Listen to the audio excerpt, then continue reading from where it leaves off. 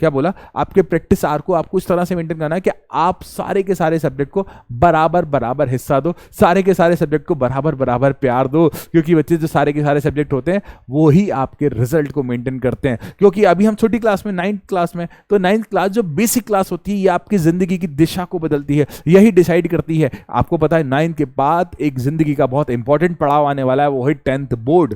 10th board जो आने वाला है ना बच्चे, वो पड़ाव आपके आपके आपके जिंदगी को बदलने का, जिंदगी को बदलने का, जिंदगी को नए रूप में, जिंदगी को नए स्वरूप में लाने का हिम्मत रखती है बेटा 10th क्लास। तो बेटा इसी के साथ आज की क्लास हम समाप्त करते हैं, मिलते हैं अपन नेक्स्ट क्लास में। तब तक के लिए tata bye bye and love you all, and I hope आप सभी को आज के सारे क्वेश्चंस बने होंगे। तो मिलते हैं अपन नेक्स्ट क्लास में, बाय बाय।